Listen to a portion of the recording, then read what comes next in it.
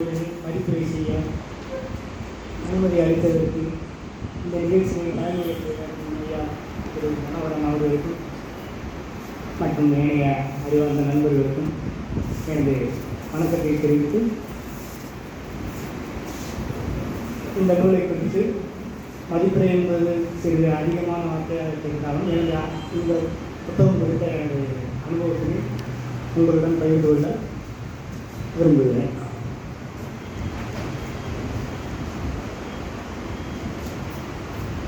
வாசிப்பு என்பது நமது அறிவு போதாமையை சுட்டிக்காட்டி அறிவு தேடலை நோக்கி நம்ம எப்போதும் அழைத்து செல்லும் ஒரு டூலாகவே நான் பார்க்குறேன். மேலும் அது அன்பை பரவ செய்யும். ரொம்ப முக்கியமான விஷயம், நல்லா படித்தவங்க வாசித்தவங்க அடுத்தவங்களுக்கு அதை சொல்லாமல் அவங்களால இருக்கவே முடியாது.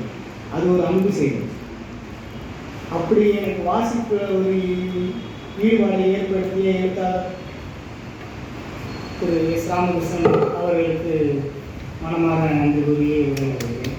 மல்லாங்குளரையும் இடைச்சேவலையும் கும்பகோணத்தையும் எனக்கு தெரிந்த வகையில் இனி சின்னமனூரும் நிலைநிறுத்தப்படும் என்பது இங்கே இருக்கும் திரு ஐயா மனோகரன் அவர்களும் சகோதரர் கந்தேஸ்வரன் அவர்களும் அடிப்படையாக இருப்பார்கள்.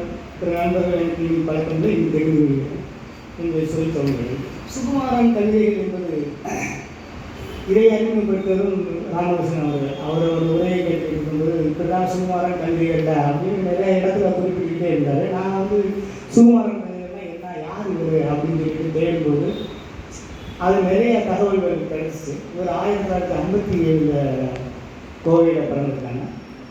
நிறைய இதழ் ஆசிரியராக இருந்திருக்காங்க. சூர்யா டிவியில் செய்தி ஆசிரியராக இருந்திருக்காங்க. இப்போ காலேஜோட பதிப்பகத்தோட பொறுப்பாசிரியராக இருக்காங்க.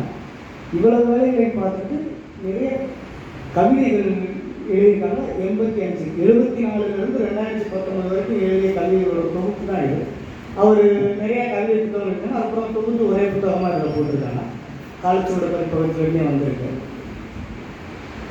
இவர் கவிதைகள் மிக சிறப்பு என்னன்னா உரைநடை வடிவில் இருக்கும் கவிதை. நான் எனது அனுபவத்தில் எனக்கு 4 வரைக்கும் மேலே கவிதைகளாக படிக்க விரும்புறதில்லை. அந்த மாதிரி ஹைக்கூவோட அடிமையாக ஹைக்கூவை விட்டு வெளியே வர முடியாத நேரத்தில் இந்த கவிதை புத்தகம் வாசிக்கும்போது வேற ஒரு பாதையை எனக்கு திறந்து விட்டது. மேலும் இவரோட ஸ்பெஷல் உருவகத்துக்கு கொடுக்குற முக்கியத்துவம். அந்த உருவகத்தில் யாருமே சொல்லாத உருவகம் நம்ம அதை நோக்கி பிரமிக்க வைக்கிறது. இது மாதிரி ஒரு புது பாதையை திறந்து விட்டார். இவர் ஹைக்கூ வடிவில் ஒரு கவிதை எழுதிட்டாரு. அந்த கவிதையை எனக்கு பிரமிப்பாக இருந்தது. ஒரு நாளை வரையா கொட்டாவி சொல்லி திரும்பி பார்க்கையில் விரலை நடித்து கொக்காரி காட்டியது போன இரவில் பாதி கனவு. இதை படித்து நான் புது விஷயத்துக்கு யோசிக்கிறேன். என்னன்னா நம்ம சின்ன வயசில் தூங்க போகிறதுக்கு முன்னாடி கொட்டாயை விட்டு சொல்லி தூங்க போகிறதுக்கு முன்னாடி நேற்று கனவு கண்டது என்ன நீங்கள் நினைச்சு பார்ப்போம். யாருமே வராது. அதான் அது வரல காமிச்சிட்டு கொக்காரி காட்டுறதுன்னு சொல்லிட்டாரு.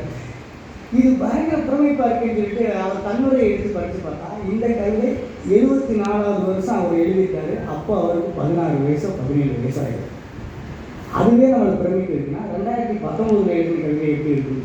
இவர் எழுதின கவிதைகளோட எதை கருப்பொருளாக எடுத்திருக்காரு, ஒரு எந்த சித்தாந்தத்துக்குள்ளே இவர் வர்றாரு நான் புரிந்து கொள்ள முயற்சி பண்ணும்போது எதுக்குள்ளேயும் இவரை மேலே அடக்க முடியல. காலக்கல்வி எழுதியிருக்காரு, காமத்தை பற்றி எழுதியிருக்காரு, வாழ்வின் அபத்தங்களை கேள்வி கேட்கிறாரு, உறவுகளை பற்றி பேசுகிறாரு, மனித உறவுகளுக்கு இடையில பேசுகிறாரு, திடீர்னு வாழ்வின் பட்டற்ற நிலையை பற்றி பேசுகிறாரு, பட்டற்ற நிலையின் தேவையை பற்றி பேசுகிறாரு. இந்த மாதிரி ஒவ்வொரு கவிதைகளாக பேசும்போதும் அந்த எஸ். ராமகிருஷ்ணன் ஐயா சொன்ன ஒரு கவிதையை முதல்ல வாசித்தேன். அது அள்ளி கைப்பள்ளத்தில் தேங்கிய நீர் நதிக்கு அந்நியமாச்சு இது நிச்சலனம். நான் தமிழுக்கே கூகுள் யூஸ் பண்ணி பொருள் தேடுற நிலைமையில இருக்கேன். நிச்சலனம்னா என்ன தேடும்போது அது மனதோட குரல், மனதோட சஞ்சலம் அப்படின்னு அப்போ தண்ணி கையில் அள்ளிட்ட நதியில் இருக்குன்னா நதியோட நிச்சலனம் அது. நீ திரும்ப அந்த தண்ணி ஆகாயம் பொருளும் அந்த நதியில் அந்த தண்ணியை ஊற்றினா இப்போ ஓடுறதுல எது ஏன் தண்ணீர்னு கேட்குறது, ஏன் நீர் எதுன்னு கேட்குறாரு. அப்படியே நம்ம மூடி வச்சுட்டு அரை மாதிரி யோசிச்சு எவ்வளவு விஷயங்கள் நம்ம இப்போ பேசுகிறோம். என்னது நான் சிறந்த நீ பெரியாது அந்த மாதிரிலாம் பேசும்போது ரொம்ப சிம்பிளாக அதெல்லாம் கேள்வி கேட்டுட்டாரு. அப்போ அது கொஞ்சம் பிரமிப்பாக இருந்தது. அதுக்கப்புறமா இந்த உறவுகளை பற்றி சொல்லும்போது அவரவர் வீடுன்ற ஒரு பெரும்பாலான வீடுகளில் கணவன் மனைவிகளில் பேச்சுவார்த்தை இல்லாத வீடுகளில் இல்லை 2 பேரும் பரபரப்பாக இயங்கிக்கிட்டு இருக்க வீடுகளில் இது ரெகுலராக நடக்கும். அதில் என்ன இருக்கணும், ஒரே வீட்டில் வாழ்கிறோம் நாம், ஒரே வீட்டில் வாழ்ந்தாலும் ஒரே வீட்டிலும் ஒவ்வொரு வீட்டில் வாழ்கிறோம். என் வீட்டு சுவரில் உன் படம் எனினும் உன்னுடையதல்ல என் வீடு, உன் வீட்டு சுவரில் என் படம் எனினும் என்னுடையதல்ல உனக்கு வீடு, எனக்கு என் வீடு உனக்கு உன் வீடு, என் வீட்டு கதவு வழியாக நீ நுழைய முடியவில்லை, உன் வீட்டு கதவு வழியாக நான் நுழைய முடியவில்லை. நான் வீடுகளில் வாழ்கிறோமா அல்லது வீடுகளில் காவலில் இருக்கிறோமா அப்படின்னு கேள்வி கேட்கிறாரு. இது நம்ம வேலை பழுத்தின் காரணமாக வீட்டுக்கு வந்தோன்னா இந்த கேள்வியை கண்டிப்பாக நம்ம மனைவி நம்மகிட்ட கேட்கணும். நீ ஏன் வீட்டில் இருக்க, நீ என்ன செய்கிற, சனிங்கெல்லாம் நான் வீட்டிலே தான் இருக்கேன் என்ன செய்கிற, டிவி பார்ப்போம். நம்ம வீட்டில் ப்ரெசன்ஸே பெரிய அவங்களுக்கு செய்கிற பேருமுறையாக நம்ம நினச்சிருக்கோம். அது இல்லைன்னு சொல்லிட்டு கேள்வி கேட்காது.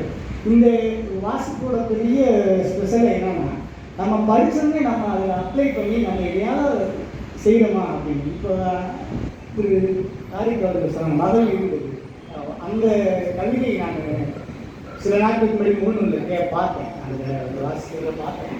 அதில்